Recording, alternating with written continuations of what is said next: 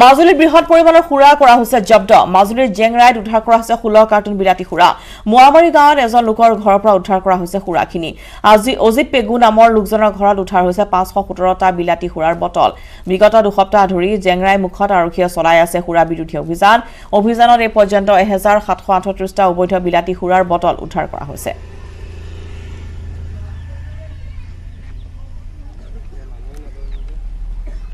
সন্ধিয়া সময়ৰ আগে এটা খবৰ পালোঁ যে মোৱামাৰী এলেকাত মদৰ অবৈধভাৱে আনি ৰখা হৈছে এই খবৰটো পাই আমি থানাৰ পৰা গৈ তাত অজিত পেগু নামৰ এজন ব্যক্তি তাতে আটক কৰা হৈছে তেওঁলোকে পৰিত্যক্ত ঘৰ এটাত টোটেল 571টা মদৰ বটল পোৱা গৈছে গোটেইখিনি থানালৈ লৈ অহা হৈছে অভিযুক্তজনক লৈ অহা হৈছে তেওঁক সোধা পোছা কৰি থকা হৈছে এইটো আমাৰ ভৱিষ্যতলৈকে চলিয়ে থাকিব এইটো হেৰিতে গতিকে আমাৰ এটাই কথা মাজুলী যিহেতু আমাৰ ড্ৰাই ডিষ্ট্ৰিক্ট ইয়াতে মদৰ প্ৰচলনটো বন্ধ হ'ব লাগে আৰু তাৰ কাৰণে আমি যিমানখিনি পাৰোঁ চেষ্টা কৰি যাম বিগত দুটা সপ্তাহত জেংৰাইমুখ আৰক্ষীৰ 3টাকৈ বৃহৎ সাফল্য আৰু এই সাফল্যত প্ৰায় 1750টা খুৰাৰ বটল জব্দ কৰিবলৈ সক্ষম হৈছে জেংৰাইমুখ আৰক্ষী আৰু আমি বৰ্তমান জেংৰাইমুখ আৰক্ষীৰ ভাৰপ্ৰাপ্ত বিষয়াগৰাকীৰ লগত আছোঁ আমি জানিবলৈ চেষ্টা কৰিম এইবাৰো বহু বৃহৎ এক খুৰাৰ ঘাটি উচ্ছেদ কৰিছে আৰু বহু পৰিমাণে খুৰা জব্দ কৰিবলৈ সক্ষম হৈছে ছাৰ ক'ৰ পৰা এই খুৰাখিনি উদ্ধাৰ কৰিলে আৰু কিমান খুৰা আছে খবৰ পোৱা মতে মোৱামাৰী গাঁৱত খবৰ পালোঁ যে এজন ব্যক্তিয়ে তাতে খুৰা বিক্ৰী কৰি আহিছে ৰিচেণ্টলি তেওঁ অনা বুলি গম পালোঁ খবৰটো পাই মই মোৰ ষ্টাফৰ লগত গৈ তেওঁৰ নাম অজিত পেগু নামৰ ল'ৰা এজনক তাতে পোৱা হ'ল স্পটতে পোৱা গ'ল য'ত আমি খুৰাখিনি পালোঁ তাৰপিছত টোটেল নাম্বাৰ অফ আপোনাৰ টোটেল 571টা বটল ধৰা হৈছে ঘৰৰ পৰা উদ্ধাৰ কৰিছেনে আৰু তেওঁলোকে ব্যৱসায় কৰি থাকে নেকি ছাৰ ধাৰণা অলপ তেনেকুৱা যেনে লাগিছে বৰ্তমান আমি ডাইৰেক্টলি ঘৰৰ পৰা পোৱা নাই আমি আচলতে বস্তুটো এবাণ্ডন কণ্ডিশ্যনত পোৱা বুলি ক'লেও ভুল নহয় এটা পৰিত্যক্ত ঘৰৰ পৰা পোৱা গৈছিলে লুকুৱাই আচলতে ৰাখি থৈছিলে নিশ্চয় ইয়াত লুকুৱাই ৰখা হৈছিলে তাৰ পৰা উদ্ধাৰ কৰা হৈছে ছাৰ যোৱা দুটা সপ্তাহত আপোনালোকে 3টাকৈ বৃহৎ পৰিমাণৰ খুৰাৰ জব্দ কৰিবলৈ সক্ষম হৈছে বৃহৎ পৰিমাণৰ খুৰা যিখিনি খুৰা মাজুলীলৈ আনি মাজুলীত ব্যৱসায় কৰি মাজুলীৰ পৰিৱেশ বিনষ্ট কৰিলেহেঁতেন এই সময়ত ছাৰ কি ক'ব নাই আমি আমাৰ ফালৰ পৰা গোটেইখিনি যথোপৰোনাস্তি চেষ্টা কৰি আহিছোঁ আমি এইটো বস্তুত পূৰা একদম হেৰি হৈ আছোঁ যে মাজুলীত যেনেকৈ নহওক আমি ঘোঁৰা সোমাবলৈ নিদিওঁ তাৰ কাৰণে আমি যিমানখিনি কৰিব লাগে সেইখিনি কৰিয়ে আছোঁ লাষ্ট 3টা অপাৰেশ্যনত ভালেখিনি ঘোঁৰা হেৰি কৰা হৈছে ভৱিষ্যতলৈকে সেইখিনি হৈ থাকিব হয় নিশ্চিতভাৱে এয়া আছিল জেংৰাইমুখ থানাৰ ভাৰপ্ৰাপ্ত বিষয়া বিদ্যুৎ কুমাৰ ঠাকুৰীয়া আৰু তেখেতে জনাইছে যে মাজুলীত আচলতে এই যিসমূহ খুৰা আনি আছে বা এই খুৰাক লৈ ব্যৱসায় কৰি আছে এইসকলে যাতে খুৰা কোনো ইয়াত আনিব নোৱাৰে বা খুৰা এই ইয়ালৈ সৰবৰাহ কৰিব নোৱাৰে তাৰ বাবে জেংৰাইমুখ আৰক্ষী সতৰ্ক হৈ ফলে কাৰ বিধি প্ৰস্তুতৰ সময়সীমা বৃদ্ধি কৰা হৈছে 3 মাহত প্ৰস্তুত হ'ব কাৰ বিধি ইয়াৰ তৃতীয়বাৰৰ বাবে অতিৰিক্ত সময় বৃদ্ধি কৰা হৈছে সংসদৰ SLCৰ গৃহ মন্ত্ৰণালয় দিলে অতিৰিক্ত সময় 9 জানুৱাৰীত উকলি গৈছিল পূৰ্বৰ সময়সীমা আইন হ'ল যদিও গৃহ মন্ত্ৰণালয়ে প্ৰস্তুত কৰি উলিওৱা নাই কাৰ বিধি আমি পুনৰবাৰ জনাইছো যে কা অৰ্থাৎ CAAৰ বিধি প্ৰস্তুতৰ সময়সীমা বৰ্তমান বৃদ্ধি কৰি দিয়া হৈছে 3 মাহত প্ৰস্তুত হ'ব CAAৰ বিধি ইয়াৰ তৃতীয়বাৰৰ বাবে অতিৰিক্ত সময় বৃদ্ধি কৰা হৈছে সংসদৰ SLCৰ গৃহ মন্ত্ৰণালয় দিয়া হৈছে অতিৰিক্ত সময় 9 জানুৱাৰীত উকলি গৈছিল পূৰ্বৰ সময়সীমা আইন হ'ল যদিও গৃহ মন্ত্ৰণালয়ে প্ৰস্তুত কৰি উলিওৱা নাই কাৰ বিধি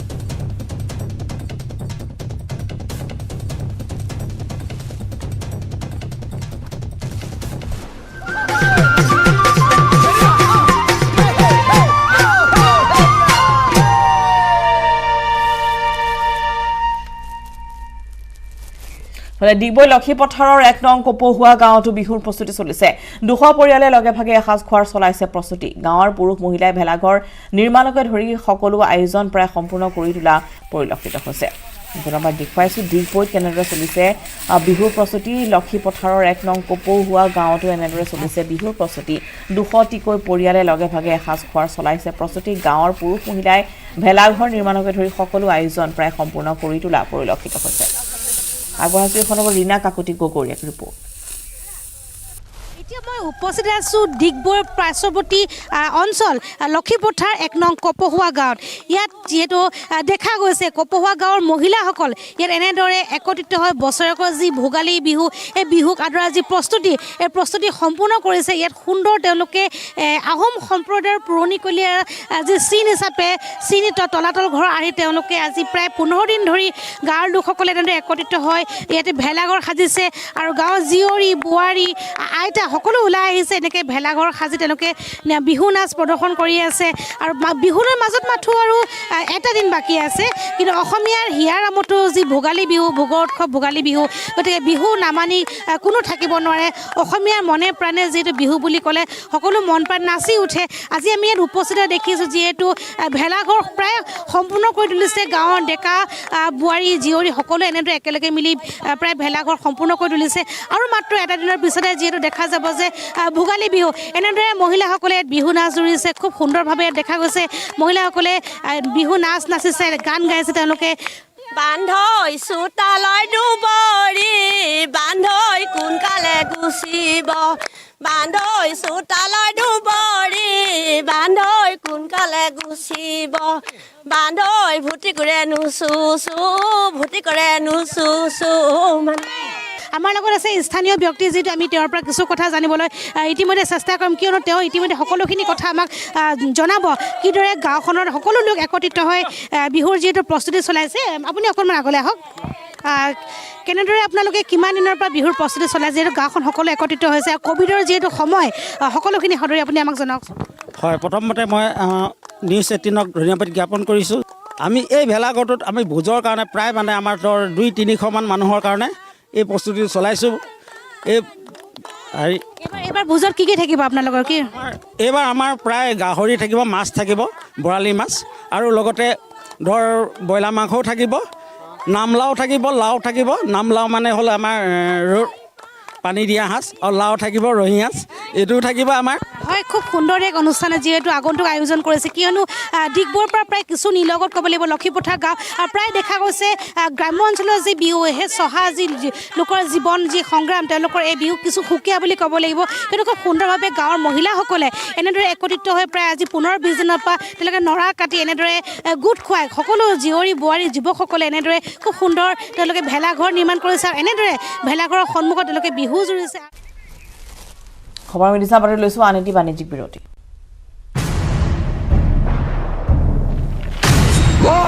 এতিয়া বিশ্বই জানে ষ্ট্ৰং মানে মাইথান নিৰ্মাণৰ মানদণ্ড। নিউজ হেডলাইন আগবঢ়াইছে পেট চফা আয়ুৰ্বেদিক চূৰণ। পেট চফা প্ৰতিদিনে মজা।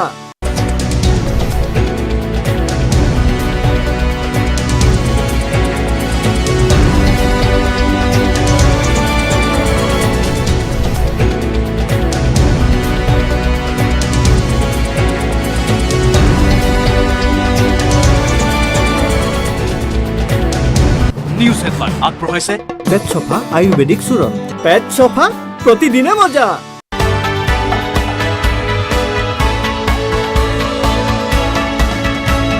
ব্ৰহ্মপুত্ৰৰ বিস্তৃত চৰ অঞ্চল সাঙুৰি লোৱাৰ ব্যৱস্থা কৰা হৈছে। এই সম্পৰ্কে জাৰি কৰা অধিসূচনাখনত উক্ত অতিৰিক্ত সংযোজন ভূমি সম্পৰ্কে কাৰোবাৰ কিবা ওজৰ আপত্তি থাকিলে তাক নিষ্পত্তি কৰিবলৈ দৰং আৰু শোণিতপুৰ জিলাৰ উপায়ুক্ত দুয়োগৰাকীক দায়িত্ব দিয়া হৈছে। দুয়োগৰাকী উপায়ুক্তই ক্ষিপ্ৰতাৰে ব্যৱস্থা গ্ৰহণ কৰিলে অহা 2 মাহৰ ভিতৰত ওৰাং ৰাষ্ট্ৰীয় উদ্যান তথা ওৰাং ব্যৰ্থ প্ৰকল্পৰ পৰিধি 278 বৰ্গ কিলোমিটাৰ বৃদ্ধি পাব। আজি এই সম্পৰ্কে মঙলদৈ বন্যপ্ৰাণী প্ৰাধিকাৰী তথা ওৰাং ব্যৰ্থ প্ৰকল্পৰ সঞ্চালক প্ৰদীপ্ত বৰুৱাই কয়, উদ্যানখনৰ এই অতিৰিক্ত সংযোজনে বন্যপ্ৰাণীসকলক সুৰক্ষা দিয়াই নহয়, মুক্ত বিচৰণত সুবিধা হ'ব। কিয়নো ওৰাং ৰাষ্ট্ৰীয় উদ্যানৰ পৰিধি কম হোৱাত আৰু এটা অংশৰ গাতে জনবসতি থকাত প্ৰায় জীৱ-জন্তু বাহিৰলৈ ওলাই আহে জনবসতি প্ৰধান অঞ্চলসমূহলৈ। শেহতীয়াভাৱে উদ্যানখনৰ বাঘৰ ঘনত্ব এছিয়াৰ ভিতৰতে সৰ্বাধিক হিচাপে চিহ্নিত হৈছে।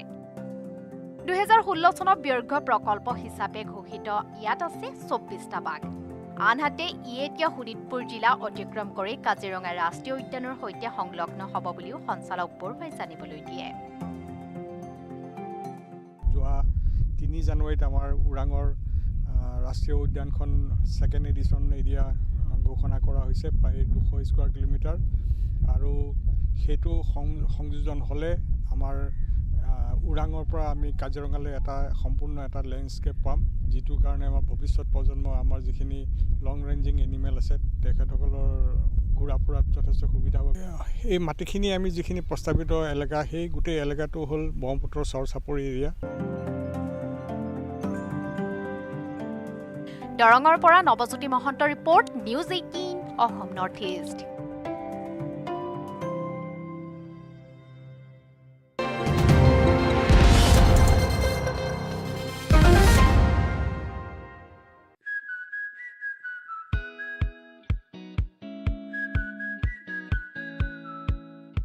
নদীকেন্দ্ৰিক পৰ্যটন আৰু গ্ৰাম্য অৰ্থনৈতিক উন্নয়নৰ লক্ষ্যৰে ঢিঙত 4দিনীয়া কাৰ্যসূচীৰে অনুষ্ঠিত হৈছে লুইত উৎসৱ সামাজিক সাংস্কৃতিক অনুষ্ঠান চিহ্নৰ ব্যৱস্থাপনাত নদীকেন্দ্ৰিক পৰ্যটন অৰ্থনীতি কৃষি ক্ৰীড়া সাহিত্য আৰু সাংস্কৃতিক উন্নয়নৰ লক্ষ্যৰে 4দিনীয়া বৰ্ণাঢ্য কাৰ্যসূচীৰে লুইত উৎসৱ শীৰ্ষক এখনি নৈপৰীয়া উৎসৱ অনুষ্ঠিত হৈছে লুইত উৎসৱত সকলো বয়সৰ ব্যক্তিৰ মনোৰঞ্জনৰ বাবে বিভিন্ন ক্ৰীড়া আৰু সাংস্কৃতিক অনুষ্ঠানৰ ব্যৱস্থা কৰিছে উদ্যোক্তাসকলে পোনপ্ৰথমবাৰৰ বাবে অনুষ্ঠিত লুইত উৎসৱত সৃষ্টি হৈছে এক উখল মাখল পৰিৱেশ উল্লেখ্য যে ঢিঙৰ পাৰ্শ্বৱৰ্তী ব্ৰহ্মপুত্ৰৰ লাঠিয়ামাৰীত অনুষ্ঠিত হৈছে এই উৎসৱ আমি এই অনুষ্ঠানটো চিহ্নৰ বেনাৰত আমি এই অনুষ্ঠানটো আৰম্ভ কৰিছোঁ আৰু এই অনুষ্ঠানটোৰ আৰম্ভ কৰাৰ মূল উদ্দেশ্যই হ'ল আমি ঢিঙৰ যি দাঁতিকাষৰীয়া অঞ্চল আছে এই অঞ্চলখিনিক কেনেকৈ পৰ্যটনৰ কাৰণে আগুৱাই নিব পাৰি কেনেকৈ এক পৰ্যটনথলী স্থাপন কৰিব পাৰি তাৰ পৰিকল্পনালৈ আমি এই অনুষ্ঠানটি আগবঢ়াইছোঁ আৰু এই অনুষ্ঠানটিত আমি 4দিনীয়া কাৰ্যসূচীত আমি বিভিন্ন ধৰণৰ থলুৱা খেল ধেমালিৰ লগতে বিভিন্ন চিত্ৰশিল্পী প্ৰদৰ্শন আৰু শিশুৰ কাৰণে বিভিন্ন অনুষ্ঠান আৰু কবিতাৰ সন্ধিয়া সাংস্কৃতিক সন্ধিয়া এনেদৰে বিভিন্ন কাৰ্যসূচীৰে আমি অনুষ্ঠানটি আগবঢ়াই লৈ গৈ আছোঁ ৰূপহীয়াতৰ পৰা Muzamil Haque news 18 Assam north east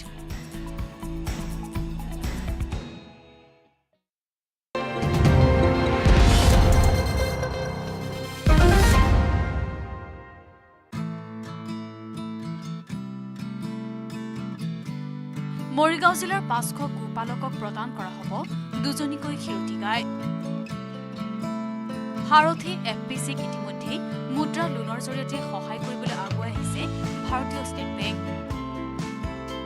Morigaon জিলাখনক আদৰ্শ জিলা হিচাপে গঢ়িবলৈ ৰাজ্যপালে লোৱা পদক্ষেপৰ অন্তৰ্গত কৃষকৰ আয় দুগুণ কৰিবলৈ জিলা পশু চিকিৎসা বিভাগে সাৰথী এফপিচিৰ 500 কৃষকক উপকৃত কৰাৰ লক্ষ্যৰে বান্ধি লৈছে তাৰে পৰিপ্ৰেক্ষিতত শুকুৰবাৰে জিলা চিকিৎসা বিষয়াৰ উপস্থিতিত জাগিৰোডৰ শান্তিপুৰত 27জনী গাই আৰু পোৱালি প্ৰদান কৰে সাৰথী ফাৰ্মাৰ প্ৰডিউচাৰ কোম্পানীয়ে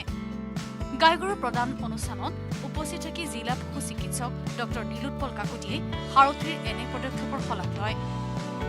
এনেদৰে দুগ্ধ উৎপাদনৰ জৰিয়তে যুৱকসকল স্বনিৰ্ভৰশীল কৰিবলৈ মুখ্যমন্ত্ৰীৰ যি পদক্ষেপ হাতত লৈছে তাৰ বাবে এফপিচিৰ সম্পাদক বিপুল গগৈ মুখ্যমন্ত্ৰীৰ লগতে সকলো সময়তে সাৰথী এফপিচিক কৰ্মপ্ৰেৰণা দি অহা অসম চৰকাৰৰ মন্ত্ৰী পীযুষ হাজৰিকাকো ধন্যবাদ আৰু কৃতজ্ঞতা জ্ঞাপন কৰে এফপিচিৰ 21জন নিৰ্বাচিত সদস্যক ষ্টেট বেংকৰ দ্বাৰা মুঠ 2 লাখকৈ টকাৰ মুদ্ৰা লোন প্ৰদানৰ ব্যৱস্থা কৰা হৈছে বুলি সম্পাদকে জানিবলৈ দিয়ে 2 লাখ টকাকৈ ঋণ তেওঁলোকে লাভ কৰিছে সেই 2 লাখ টকাৰ ঋণৰ প্ৰথম পৰ্যায়ত তেওঁলোকে এজনী গৰু পাইছে আৰু দ্বিতীয় গৰুজনী তেওঁলোকে 3 মাহৰ ভিতৰত তেওঁলোকে দ্বিতীয়জনী গৰু পাব আৰু তেওঁলোকক ইতিমধ্যে তেওঁলোকৰ গোহালিবোৰ বনাই সম্পূৰ্ণ হৈ উঠিছে আৰু আমি মৰিগাঁও জিলাৰ আমাৰ এটা পদক্ষেপ আছে মৰিগাঁও সাৰথী এগ্ৰ প্ৰডিউচাৰ কোম্পানী লিমিটেডৰ ফালৰ পৰা আমি 500 যুৱতীক আমি দুগ্ধ উৎপাদনৰ ক্ষেত্ৰত আমি জড়িত কৰাব পাৰোঁ সেইটো আমাৰ এটা আমি পৰিকল্পনা এটা প্ৰস্তুত কৰি আছোঁ জাগিৰোডৰ পৰা অজয় পাল নিউজ 18 অসম নৰ্থ ইষ্ট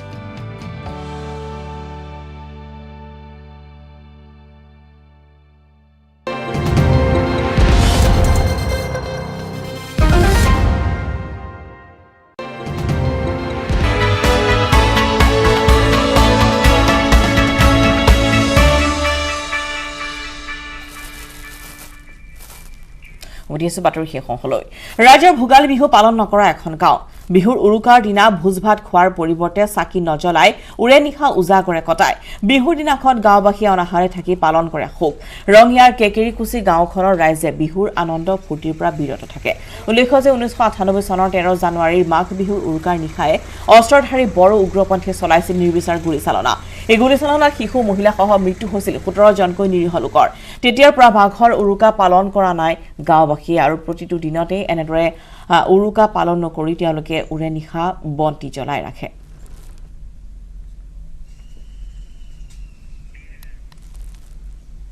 আগবঢ়াইছো এই সন্দৰ্ভত ইনামুল হকৰ এক ৰিপৰ্ট ভোগালী বিহু পালন নকৰা অসমৰ এখন গাঁও গাঁওখন হৈছে বাক্সা জিলাৰ ৰঙিয়াৰ সমীপৰ কেকেৰিকুচি 1997 চনত উৰুকাৰ নিশা উগ্ৰপন্থীয়ে বৰ্বৰভাৱে গুলীচালনা কৰিছিল আৰু এই গুলীচালনাত শিশু মহিলাসহ 17 জনকৈ নিৰীহ লোকৰ মৃত্যু হৈছিল তেতিয়াৰে পৰা আনন্দ উল্লাসৰ পৰিৱৰ্তে শোক পালন কৰি আহিছে গাঁওবাসীয়ে আমাৰ লগত তেওঁলোকৰ পৰিয়াল আছে তেখেতসকলৰ পৰা জানিবলৈ বিচাৰিম বাইদেউ আপোনালোকে কিহৰ কাৰণে এই বিহু পালন নকৰে কিহৰ কাৰণে পালন নকৰে 1998 চনৰ 13 জানুৱাৰীৰ নিশা 8 মান বজাত আমাৰ ঘৰৰ বৰদেউতা বৰমা আইতা সকলোকে হত্যা কৰি থৈ গৈছিল সেইদিনাৰ পৰা আমি মাঘ বিহু পালন নকৰোঁ সেইদিনা গোটেই দিনটো আমি লঘোণে থাকোঁ আৰু সমাধিতে চাকি বন্তি জ্বলাই ওৰে নিশা তাতে থাকোঁ হয় ৰাজ্যবাসীয়ে যি সময়ত তেওঁলোকে মেজিৰ জুইৰ লৈ তেওঁলোকে আনন্দ ফূৰ্তি কৰিছিল সেই সময়তে এই গাঁওখনতে 17টাকৈ চিতা ইয়াত জ্বলোৱা হৈছিল আৰু ইয়াক শোকাকুল পৰিৱেশে বিৰাজ কৰিছিল আৰু এই তেতিয়াৰে পৰা এতিয়াও যেতিয়া উৰুকা আহি পৰে বিহু আহি পৰে তেওঁলোক শোকত ভাগি পৰে তেওঁলোকে নিজৰ পৰিয়ালটোক সেই সময়তে উৰুকাৰ নিশা সমাধিস্থলীত গৈ তেওঁলোকে শোক পালন কৰি আহিছে বাইদেউ আপোনালোকে আচলতে কিমানজন লোক হত্যা কৰা হৈছিল সেই সময়ত 17 জন হৈছিল কি হিচাপত হত্যা কৰা হৈছিল কাৰণটো বিশেষ গম নাপালোঁ আৰু আমি নতুন বোৱাৰী উগ্ৰপন্থীয়ে আহি গুলি কৰি হত্যা কৰি থৈ যোৱা বুলি শুনিছিলোঁ কেইজনমান মৃত্যু হৈছিল কেইজনমান আমাৰ 7 জন আৰু বাকী ওচৰ চুবুৰীয়া 17 জন 17 জনকৈ নিৰীহ লোকক এনেধৰণে হত্যা কৰা হৈছিল চৰকাৰ আহিল চৰকাৰ গ'ল তাৰপিছতো আজিলৈকে আজি 24টা বছৰে কোনো যিসকল উগ্ৰপন্থীয়ে এনেধৰণে নিৰ্মমভাৱে হত্যা কৰিছিল তেওঁলোকক কোনো এজনকে গ্ৰেপ্তাৰ কৰিব নোৱাৰিলে আৰু আশ্বাস দিছিল প্ৰতিশ্ৰুতি দিছিল চৰকাৰ আহি চৰকাৰ গ'ল তাৰপিছতো তেওঁলোকক কৰায়ত্ব কৰিব নোৱাৰিলে আৰু এনেধৰণে উৰুকা অহাৰ পিছতে ইয়াক তেওঁলোকে শোকাকুল পৰিৱেশে বিৰাজ কৰে আৰু তেওঁলোকে বৰ্তমান যিসকল শিশু আছে শিশু বা গাভৰু ডেকা গাভৰুসকলে ইয়াত তেওঁলোকে মেজি নজ্বলায় অথবা বিহু পালন নকৰে তোমালোকে জানানে মেজিৰ জুই কি জানানে নাজানো মেজি দেখিব পাইছা না নাই হয় সেই গাঁওখনৰ শিশু মহিলা কোনোৱে নাজানে আচলতে কিহৰ কাৰণে পালন নকৰে তেওঁলোকে নাজানে আৰু তেওঁলোকে যি সমাধিস্থলী আছে সেই সমাধিস্থলীত যায় তেওঁলোকে গোটেই নিশা উজাগৰে থাকে তেওঁলোকে শোক পালন কৰি আহিছে আৰু তেতিয়াৰে পৰা ভোগালী বিহু পালন কৰা নাই ৰঙিয়াৰ কেকেৰিকুচি ৰঙিয়াৰ পৰা ইনামুল ইছলামৰ ৰিপৰ্ট ফলে নিশা হলে অন্ধকাৰত ডুব যায় শৰাইঘাট দলং কেইবা মাহ ধৰি বিকল হৈ পৰি আছে শৰাইঘাট দলঙৰ ষ্ট্ৰীট লাইট কেৱল বৈদ্যুতিক সংযোগ বিচ্ছিন্নই নহয় ভাঙি ছিঙি সৰি পৰিছে ষ্ট্ৰীট লাইট আমিনগাঁও উৰণীয়া সেতুৰ ফ্লাড লাইটো বিকল হৈ পৰিছে আমিনগাঁও কালভাৰ্টত নাই পোহৰৰ ব্যৱস্থা আন্ধাৰৰ সুযোগ লৈ যিকোনো মুহূৰ্ততে দুষ্কৃতিকাৰী অঘটন সংঘটিত কৰাৰ লগতে দুৰ্ঘটনা কৰিব পাৰে উদ্যোগৰ শ শ মহিলা কৰ্মচাৰীয়ে নিশা ভয় শংকাৰ মাজেৰে অহা যোৱা কৰে কালভাৰ্টৰ তলেৰে কামৰূপ জিলা পৰিষদৰ আওতাত থকা শৰাইঘাট দলঙৰ অন্ধকাৰময় পৰিৱেশৰ প্ৰতি উদাসীন ছবিহে পৰিলক্ষিত হৈছে শৰাইঘাট দলঙৰ এই আমিনগাঁও চকৰ এইটো লাইট আজি প্ৰায় এবছৰে হ'ল পুৰা ব্যস্ততা পথ গধূলি সময়ত পুৰা আন্ধাৰ হৈ থাকে লাইটটো বন্ধ হৈ আছে আজি প্ৰায় 1 বছৰৰ পৰাই শৰাইঘাট দলঙৰো প্ৰায় লাইটে বন্ধ হৈ থাকে গধূলি সময়ত ইয়াতে মানুহ বহুত ভিৰ হয় প্ৰায় আন্ধাৰে ছোৱালী মাইকী মানুহৰ সংখ্যা বহুত থাকে ৰাতি 9টা বজালৈকে মাইকী মানুহে ছোৱালী মানুহে গাড়ী ৰখি থাকিব লগা হয় গতিকে চৰকাৰক অনুৰোধ যাতে এইটো অতি সোনকালে আমাৰ লাইটটো যাতে ঠিক কৰি দিয়ে আমি এতিয়া গম পোৱা হিচাপত আজি কিছুদিনৰ পৰা বেয়া হৈ আছে শৰাইঘাটৰ এই যিটো সেইটোৰ তলৰ এৰি আছে লাইটবিলাক আছে গতিকে ইয়াতে যিকোনো গাড়ী বহু জাগাৰ গাড়ী অহা যোৱা কৰে এনি টাইম এখানি যিহেতু উন্নতমূলক ঠাই সেই হিচাপে অনতি পলমে চৰকাৰে হেৰি কৰি পেলাই চৰকাৰৰ কৰ্তৃপক্ষক জনাওঁ যে অনতি পলমে যেন এই লাইটবিলাক হেৰি কৰি দিয়ে ভাল কৰি দিয়ে তাৰে কাৰণে সমস্যা এটা মৰ্ণিং শ্ব'ৰ পৰা বিদায় লোৱাৰ নমস্কাৰ